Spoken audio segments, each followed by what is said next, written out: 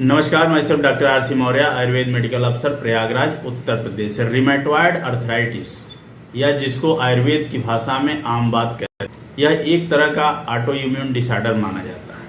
Modern science में इसको auto immune disorder से कोरिलेट करते हैं और यह जल्दी ठीक नहीं होता है।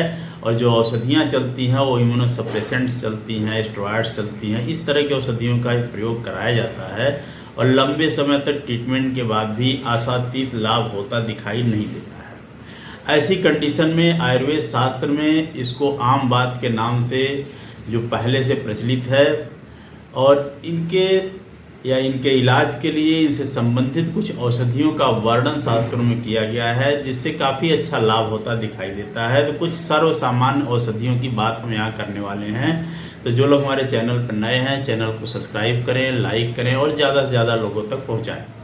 रिमेटॉइड अर्थराइटिस काफ़ी पेनफुल होता है और इसमें शरीर के लगभग सभी जोड़ इन्वॉल्व होते हैं। यह सिमेट्रिकल टाइप का होता है, यानी दोनों हाथों में, दोनों कलाइयों में, कंधे पर, घुटनों में, पैरों में, कमर में, सब जगह सामान्य रूप से इस तरह का दर्द, सूजन, जलन और बुखार आने की कंडेंसर या स्थिति बनी रहती है। आयुर्वेद की भाषा में रिमेटॉइड अर्थराइटिस को आम बात कहा जाता है।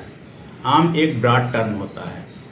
प्रॉपर डाइजेशन न हो पाने की वजह से दो तरह के सब्सटेंस बनते हैं हमारे पाचन संस्थान में, पाचन तंत्र में, जिसमें एक होता है आम अन्न, दूसरा होता है आम रस। आम अन्न जो हमारे पाचन तंत्र संबंधित समस्याओं को उत्पन्न करता है, जैसे कॉन्स्टिपेशन होना, डायरिया होना, भूख न लगना, अधिमान होना, पेट का फूलना, दर्द होना, इस तरह की चीज़ें। लेकिन जो उससे जूस बनता है, जो एब्जॉर्ब होकर पूरे शरीर में सर्कुलेट होता है, वह एक तरह का टॉक्सिन्स की तरह कार्य करता है और प्रॉपर चूँकि डाइजेस्टेड नहीं होता, तो जिस रूप में वो जूस हमें मिलना चाहिए उस रूप में न मिलकर एक अलग ही कॉम्बिनेशन में मिलता है, जो हमारे जोड़ों में, हमारे शरीर के सभी अंगों में एक तरह का टॉक्सिन्स जैसा प्रभाव उत्पन्न करता है, जिसकी वजह से हमारे जॉइंट्स में दर्द होते हैं, सूजन आती है और बुखार भी आने की पॉसिबिलिटी रहती है। तो ऐसी स्थिति में आम बात जिसको कहा जाता है, तो आम से रिलेटेड होता है, यानी इंडाइजेशन से रिलेटेड होता है। तो सबसे पहला जो शास्त्र में चिकित्सा का निर्देश किया गया है वह यह है कि पहले लंघन कराइए, यानी उपवास रखना इसमें एक सबसे पहली प्राथमिकता होती है, ताकि धीरे धीरे हमारी भूख बढ़े, अग्नि बढ़े और अच्छे से डाइजेशन हो सके। दूसरा, ऐसी औषधियों का प्रयोग किया जाए जिससे हमारी भूख अच्छे से बढ़ने लगे और पाचन ठीक से होने लगे। तो इसी क्रम में जो औषधियों का वर्णन किया गया है, तो सबसे पहली जो औषधि इसमें वर्णित है उसका नाम है पंचकोल चूर्ण। पंचकोल चूर्ण 5 तरह की औषधियों से मिलकर बना होता है, जो लगभग आयुर्वेदिक स्टोरों पर आसानी से उपलब्ध हो जाता है। पंचकोल चूर्ण को 1 चम्मच की मात्रा सुबह शाम हम ले सकते हैं, शहद से ले सकते हैं, गर्म पानी से ले सकते हैं, उसका काढ़ा बनाकर भी लिया जा सकता है। दूसरी औषधि जो इसमें वर्णित है वो रासना सप्तक क्वाथ, रासना सप्तक क्वाथ या 10 मूल क्वाथ, या आप दोनों को मिलाकर काढ़ा बनाकर इसको पी सकते हैं। यह भी बहुत अच्छी औषधि साबित होती है।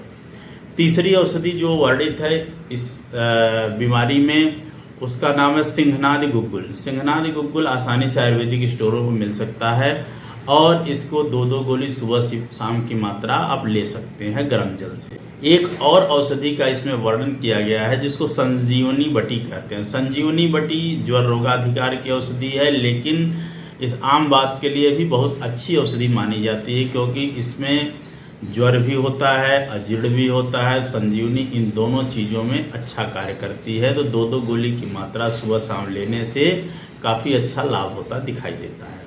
फिर भी अगर विशेष परिस्थितियों में लाभ होता न दिखाई दे तो अपने आयुर्वेद विशेषज्ञ या चिकित्सक से सलाह लेना बिल्कुल न भूलें और उचित मार्गदर्शन प्राप्त कर चिकित्सा कराने का प्रयास करना चाहिए। तो इसी के साथ ही हमारी जानकारी आपको कैसी लगी, ज़्यादा से ज़्यादा लोगों तक शेयर करें, लाइक करें, सब्सक्राइब करें।